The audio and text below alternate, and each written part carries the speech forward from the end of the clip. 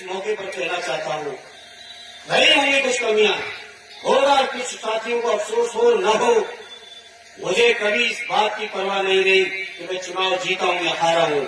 मैं बदायूं का चुनाव जीतने हारने के बाद भी मैं निकला था इस बात को लेकर।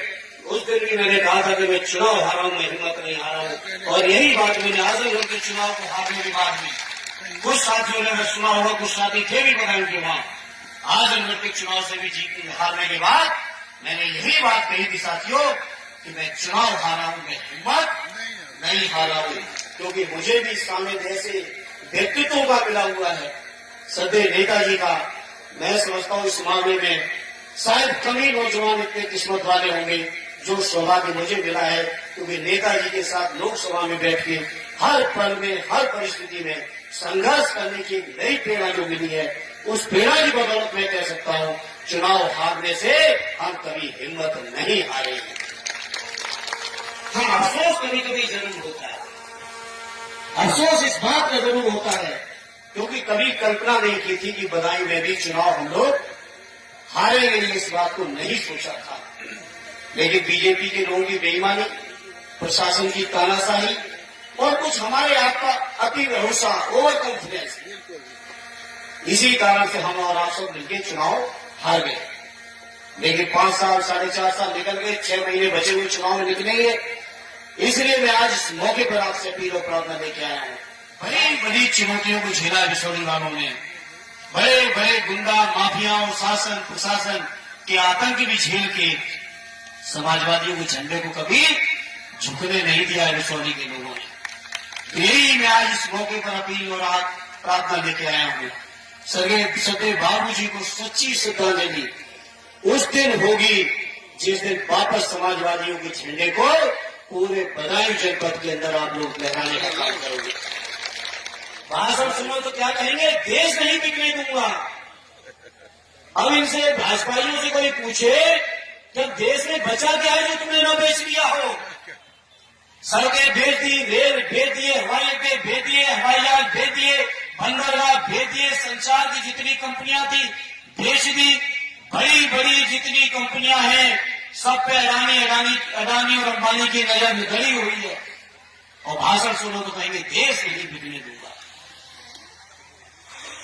मैं समझ नहीं पाता हूं कि इतनी झूठ भी और वो भी इतनी बेशर्मी के साथ कैसे बोलते।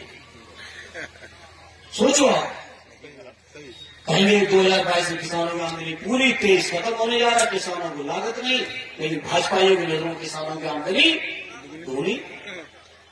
इसलिए तमाम मुद्दों पर आदरणीय अखिलेश यादव जी, चाहे वो जाति जनगणना हो, चाहे जाति आधार पर भागीदारी हो, चाहे अग्निवीर की समस्या हो, चाहे आपके पुरानी पेंशन की बात हो, चाहे किसानों को वाजिब फसलों का मूल्य देने की बात हो, हर मुद्दे पर समाजवादी पार्टी के लोग मजबूती के साथ संघर्ष कर रहे हैं। ये हम आपको भरोसा दिलाते हैं।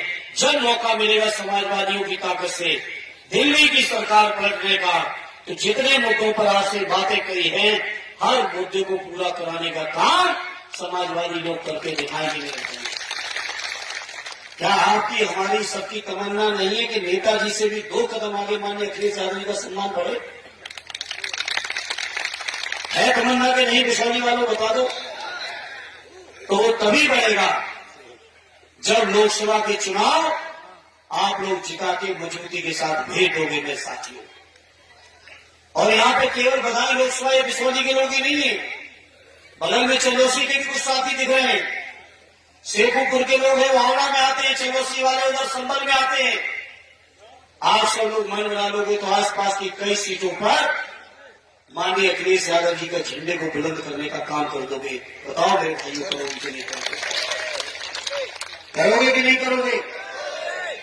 सदैव नेताजी को मैनपुरी के लोगों ने आरडी डिम्पल यादव जी को ऐतिहासिक वोटों से जिता के सच्ची श्रद्धांजलि देने का काम किया है। तो बताओ मेरे बिसौली वालों, क्या मैनपुरी से पीछे तो नहीं होगी?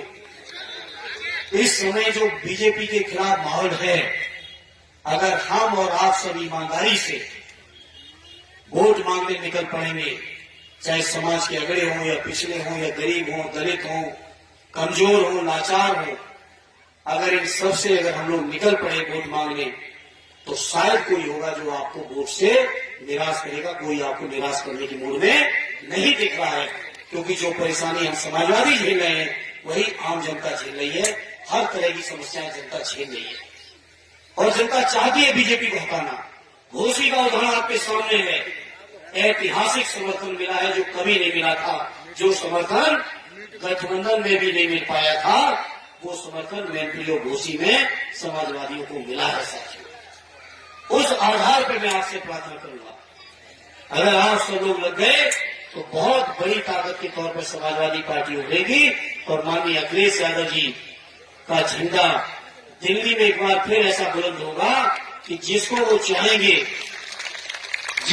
चाहेंगे दिल्ली की कुर्सी पर वही बैठेगा, जिसको नहीं चाहेंगे तो नहीं बैठ पाएगा। बताओ इतनी ताकत दोगे कि नहीं दोगे माननीय अखिलेश जी को?